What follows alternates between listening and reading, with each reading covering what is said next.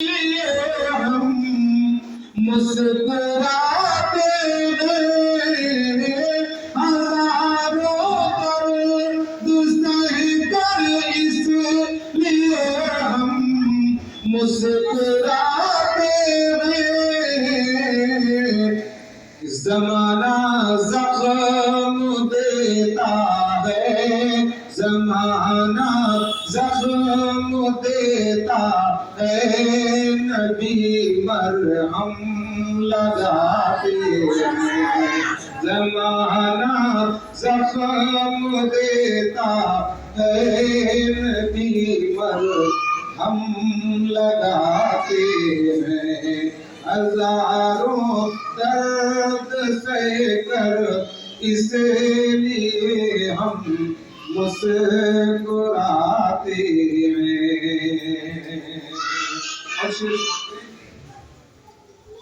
اگرچہ لاکھ دولت ہے مگر طیبہ نہیں پہنچے، اگرچہ لاکھوں دولت ہے مگر طیبہ نہیں پہنچے، اگرچہ لاکھوں دولت ہے مگر طیبہ نہیں پہنچے، کہ اگرچہ لاکھوں دولت ہے مگر طیبہ نہیں پہنچے، اگرچہ لاکھوں دولت ہے مگر طیبہ نہیں پہنچے، وہی طیبہ کو جاتے ہیں جنہیں آقا بلاتے ہیں، وہی طیبہ کو جاتے ہیں جنہیں آقا بلاتے ہیں، جنہیں آقا بلاتے ہیں۔ ایک شعر اور خبر خاص یہی پیش کرتا ہوں، ملاحظہ کریں اور محبت سے کہیں سبحان اللہ۔ جدائی کیسی ہوتی ہے تڑپنا کس کو کہتے ہیں،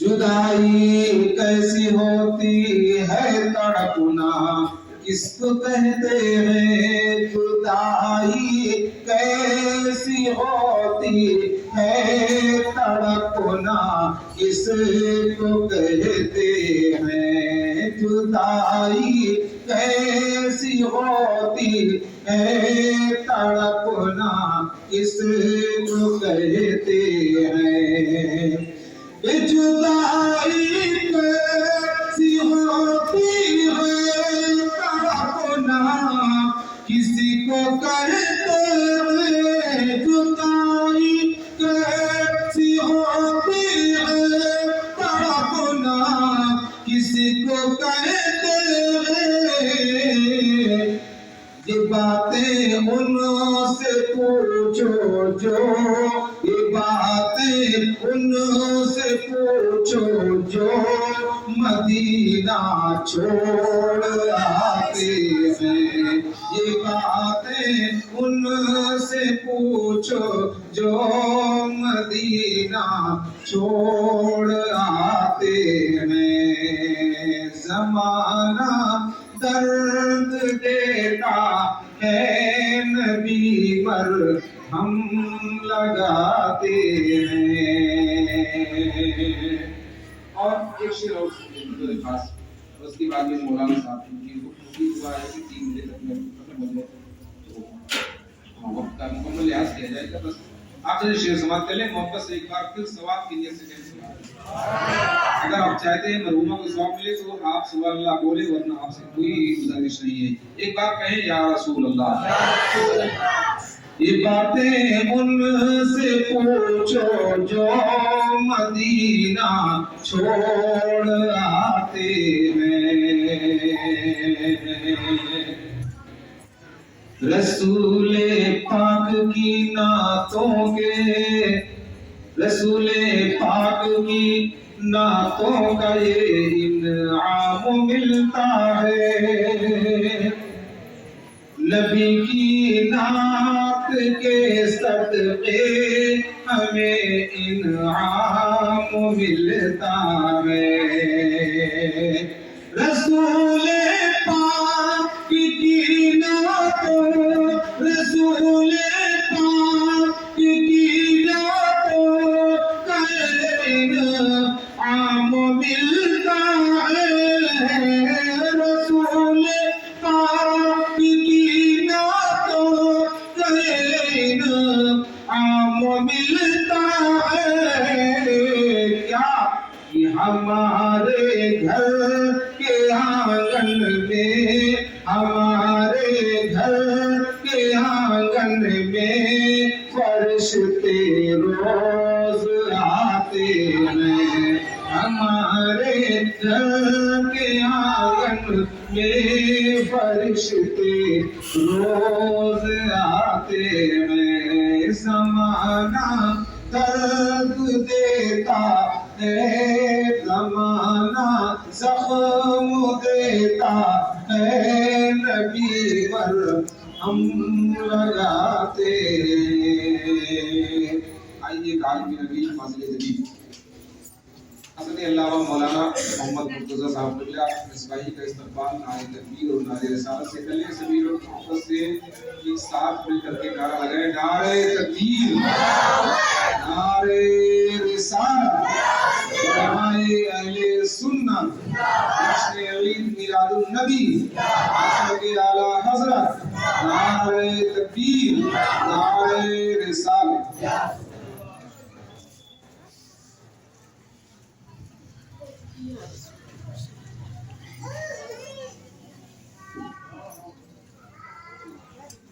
محترم حضرات، السلام علیکم نحمدہ و صلی اللہ علیہ وسلم کریم اما بعد، اعوذ باللہ من الشیطان الرجیم، بسم اللہ الرحمن الرحیم، والعصر ان الانسان لفی خسر، صدق اللہ العظیم وبلغنا نبی الکریم ونحن علی ذلک لمن الشاہدین والشاکرین والحمد للہ رب العالمین۔ آئیے ہم اور آپ سب سے پہلے آقا نامدار، مدنی تاجدار، غریبوں کے نگہسار، ہم فقیروں کے ملجا اور ماوا، بے قدر کے کس کے سہاروں کے سہارا، نبی آخر الزماں صلی اللہ علیہ وسلم کی بارگاہ بے کس پناہ میں اب یہ درود پاک کی نظر پیش کرو اور پڑھیں بآواز بلند، اللہم صلی علی سیدنا و شفیعنا حبیب مولانا محمد المبارک، صلاۃ و سلام علیک یا رسول اللہ، صلاۃ و سلام علیک یا حبیب اللہ۔ معزز سامعین کرام، آج ہم اور آپ علی جناب رجب علی، جن کی والدہ ماجدہ کی 40ویں کی محفل میں حاضر ہیں، اللہ رب العزت کی بارگاہ میں دعا ہے کہ خدا بند قدوس انہیں کروڑ کروڑ جنت نصیب عطا فرمائے، اور اللہ رب العزت ان کے گناہی کبائر اور صغائر کو معاف عطا فرمائے۔ محترم حضرات، ہم اور آپ کچھ اچھی باتیں اور کچھ کلام ابھی سماعت کر رہے تھے، اور یہ سب کچھ کرنے کا مقصد اور صرف ایک تھا، کیونکہ بھی آپ نے سماعت بھی کیا کہ اپنے بیچ سے جانے والی مروبہ کے لیے ایصال ثواب کرنا، اور یہی ایصال ثواب ہے۔ الگ سے آپ کو نہ کوئی لفافہ لانے کی ضرورت ہے، نہ کہیں نام لکھوانے کی ضرورت ہے، نہ اس کے لیے کوئی ٹکٹ کی ضرورت ہے، بلکہ یہ سبحان اللہ ماشاء اللہ کلمہ درود شریف قرآن کی تلاوت، یہی ان کے لیے تحفے ہیں اور یہی ان کے لیے ضرورتیں بھی ہوا کرتی ہیں۔ تو یہ جو نظام ہمارے بزرگوں نے بنایا ہے کہ اپنے مرحومین کے لیے ہم اور آپ اپنے بیچ سے جانے والوں کو یاد کریں، تو یہی طریقہ ہمارے اور آپ کو یاد کرنے کا ہے کہ کوئی درود شریف پڑھتا ہے، کوئی کلمہ شریف پڑھتا ہے، کوئی قرآن کی تلاوت کرتا ہے، کوئی نعت و منقبت پڑھتا ہے، کوئی دین کی باتیں بتاتا ہے، اور یہ سب کچھ ہم اور آپ انہی کی روح کو ایصال ثواب کر دیتے ہیں۔ اور اسی مقصد کے تحت ہم اور آپ یہاں آئے ہوئے ہیں۔ اور ایک چیز میں آپ کو بتا دوں، اگر اس مقصد کے تحت آپ آ رہے ہیں تو پھر 40واں کا کھانا آپ کے لیے ضروری ہے، لیکن صرف 40واں کھانے کے لیے آپ آئے، مقصد صرف کھانا ہو تو پھر یہ 40واں کا کھانا غریبوں اور مسکینوں کے لیے، امیروں کے لیے نہیں۔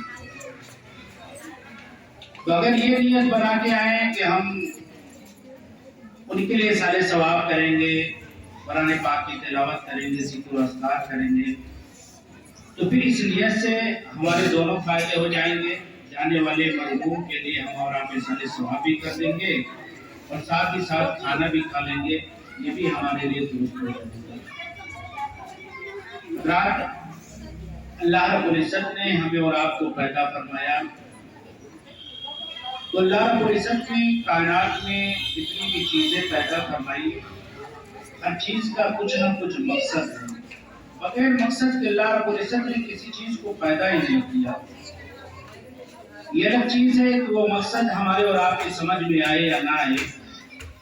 ہم سوچتے ہیں کہ اللہ رب العزت نے مچھروں کو کیوں پیدا کر دیا، یہ تو ہمیں کاٹتے ہیں، تکلیف دیتے ہیں، لیکن اس میں بھی اللہ رب العزت کا مقصد ہے۔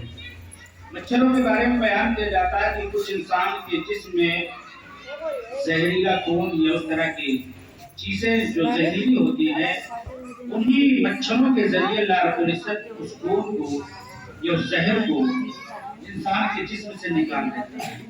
بظاہر تو ہمیں یہ لگتا ہے یار یہ بہت پریشان کرتے ہیں، مچھردانی لگاؤ، آل آؤٹ لگاؤ، پھر کہیں جا کر ان سے ہمیں اور آپ کو چھٹکارا ملتی ہے۔ تو کہنے کا مقصد یہ ہے کہ اللہ رب العزت نے جتنی بھی چیزوں کو بنایا، اللہ رب العزت نے ہر چیز کو ایک مقصد کے تحت بنایا۔ اسی طرح اللہ رب العزت نے ہمیں اور آپ کو بھی پیدا فرمایا، تو ہماری اور آپ کی پیدائش کا بھی ایک مقصد ہے۔ جب اللہ نے مچھر کو مقصد کے تحت پیدا فرمایا، مکھیوں کو جب مقصد کے تحت پیدا فرمایا، تو ہم اور آپ کو اشرف المخلوقات ہیں۔ ساری مخلوقوں میں سب سے اشرف اور اعلیٰ کتنی مخلوقیں ہیں؟ 18,000 مخلوق۔ سوچو، اللہ رب العزت نے جاندار 18,000 چیزوں کو پیدا فرمایا، جنہیں اللہ نے جان دیا۔ اس میں کیڑے مکوڑے، نباتات، حیوانات، ساری چیزیں آ جاتی ہیں۔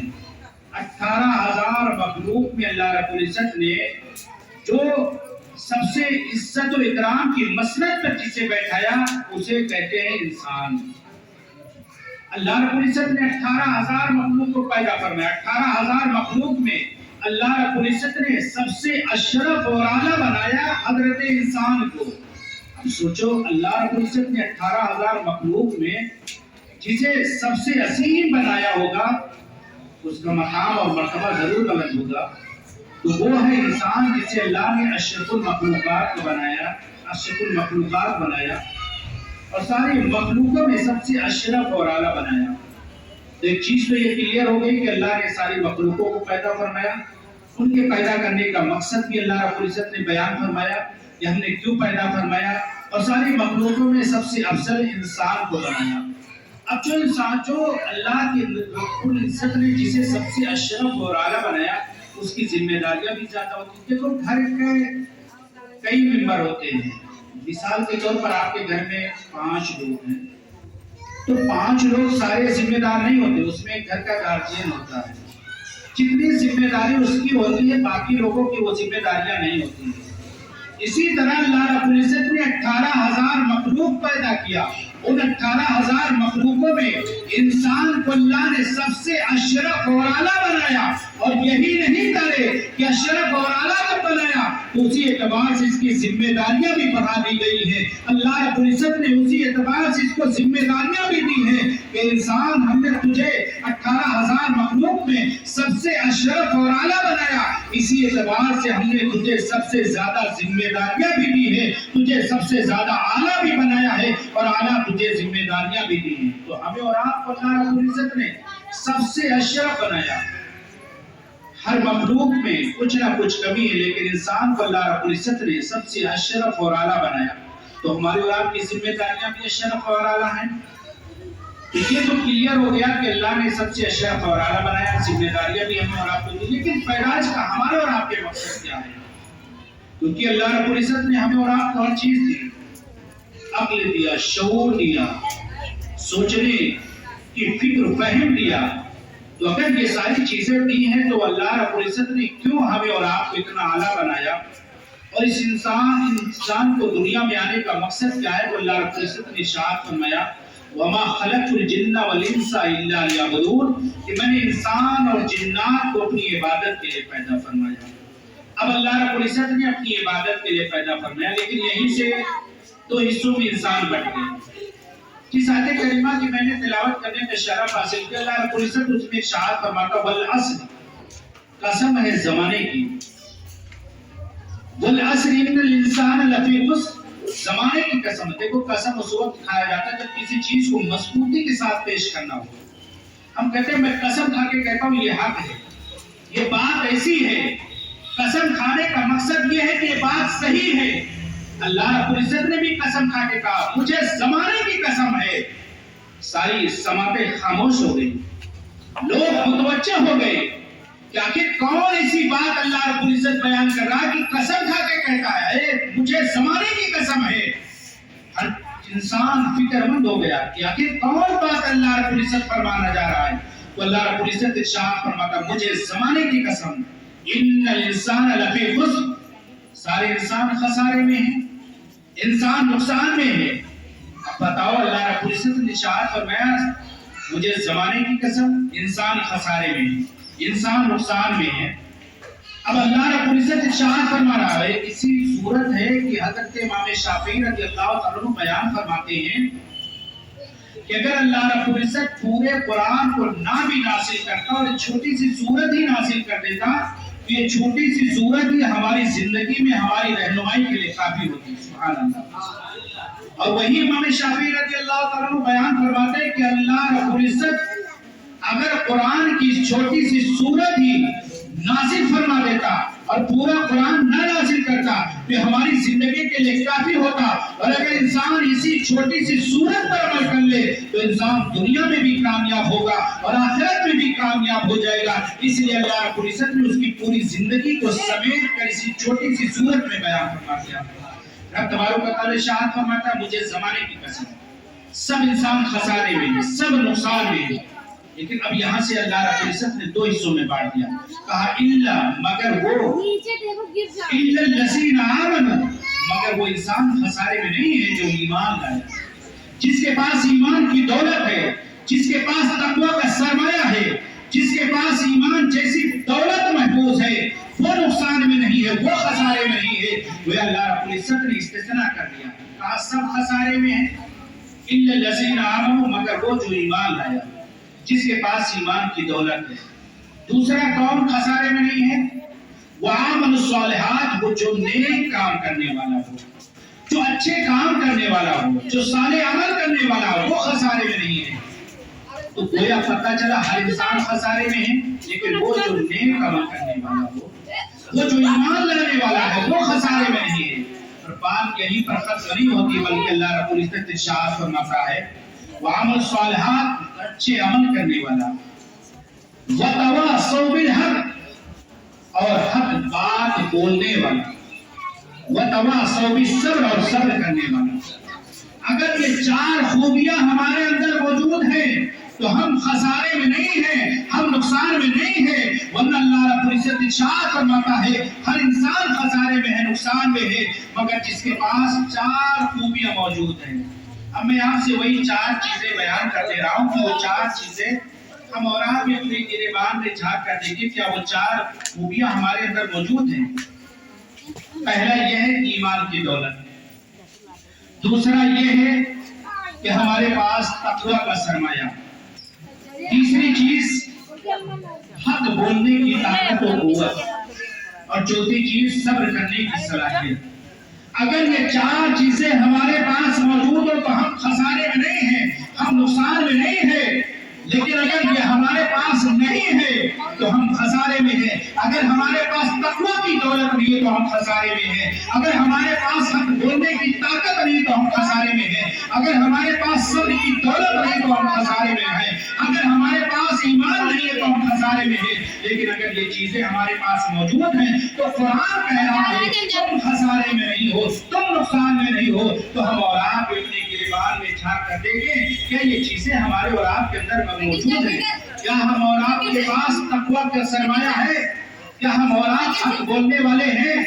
आज हाल ये है मेरे आका सल्लल्लाहु अलैहि वसल्लम ने इरशाद फरमाया कि तुम्हारा सबसे बड़ा जिहाद ये है कि तुम हक बोलो, हक के साथ खड़े रहो। आज हकीक का तो दामन छोड़ दिया जाता है।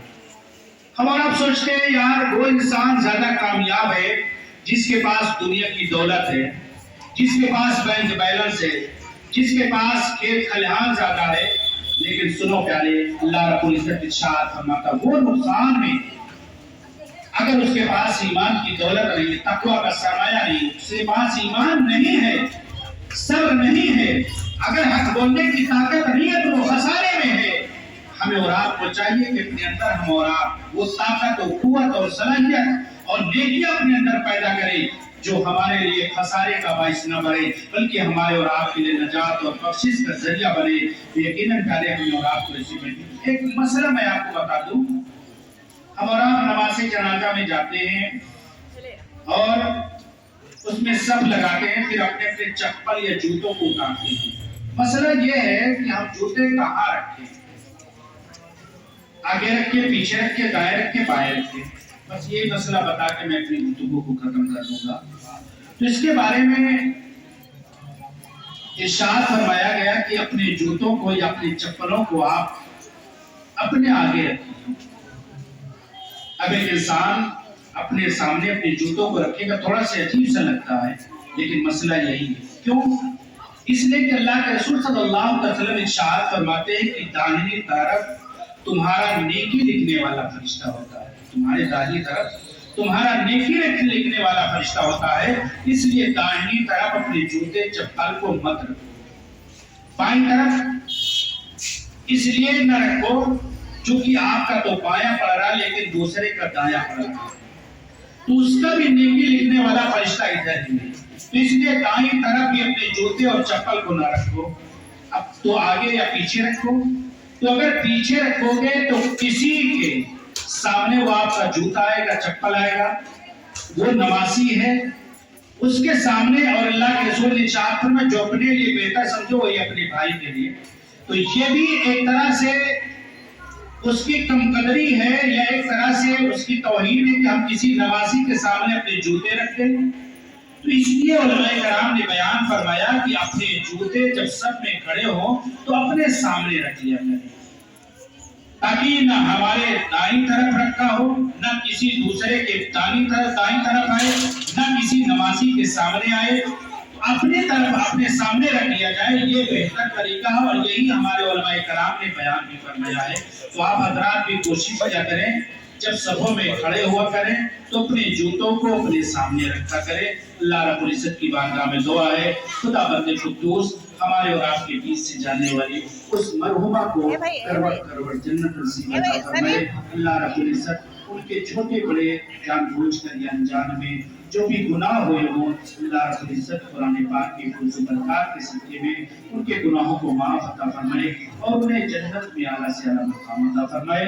और अलैना इल्लल बलाग। अस्सलामु अलैकुम व रहमतुल्लाहि व बरकातहू। खड़े होकर